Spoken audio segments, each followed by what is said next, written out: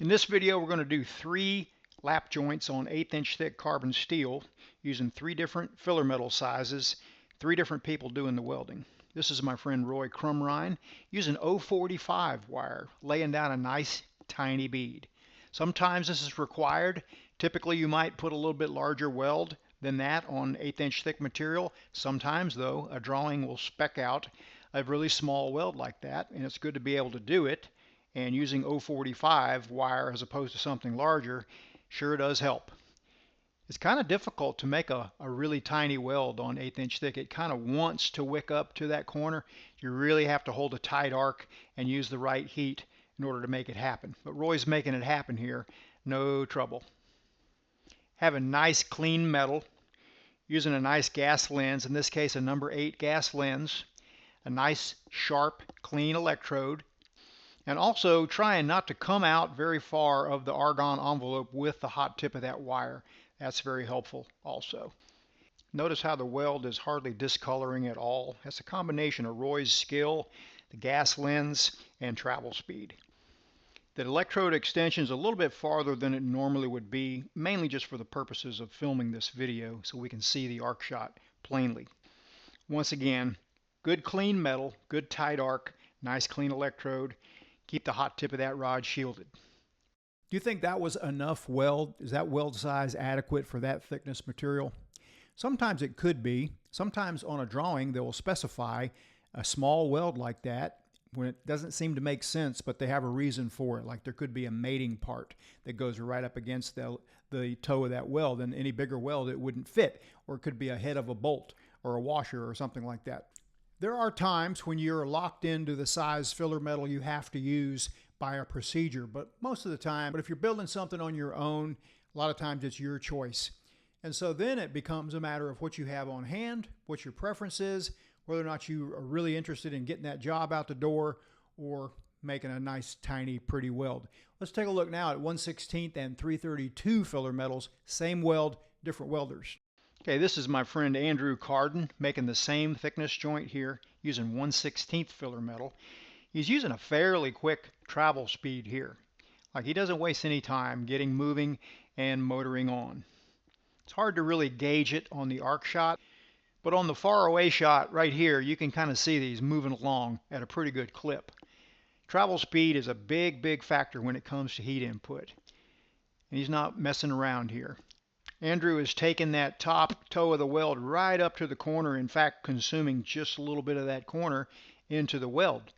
So it's pretty much a full 1/8 of an inch fillet weld there. And that's kind of what I shoot for, generally speaking, on 1/8 inch thick material, unless a drawing calls for something else.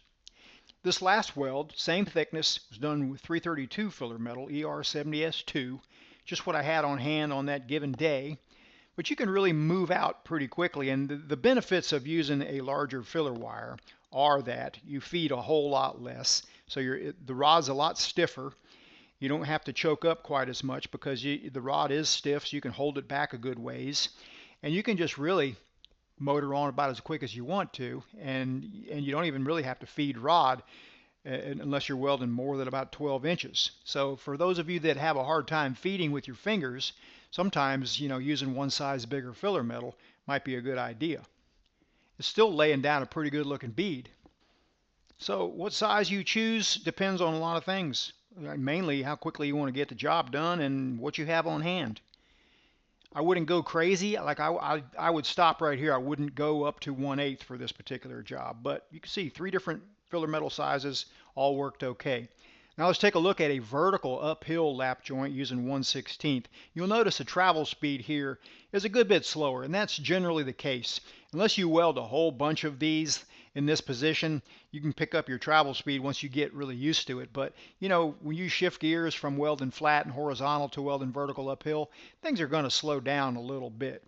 So just plan for that. So I turned the heat down to about 95 amps here instead of about 120, and just took my time and just scooted up using the TIG finger. Sometimes you have a job like this and there's just really no good place to prop, and a TIG finger gives you a place to prop, and then of course you put it back in your pocket when you don't need it anymore. But the same things apply for welding vertical uphill as they do for flat and horizontal. You want to keep a nice tight arc, You want to keep the hot tip of that filler metal shielded and don't get carried away with your electrode angle, and things should go pretty smoothly. You might notice just how close I am to that glowing red area right there, and I'm not getting hot at all. I'm able to hang in there for the duration of the whole weld, and that's the point. Be able to finish that weld without your knuckles screaming. TIG finger and a TIG finger XL. Hey, if you'll go to weldmonger.com, I've got something for you. Type in the search bar workbooks. I've got several free welding guides for you. This one is a shortcut guide to TIG welding.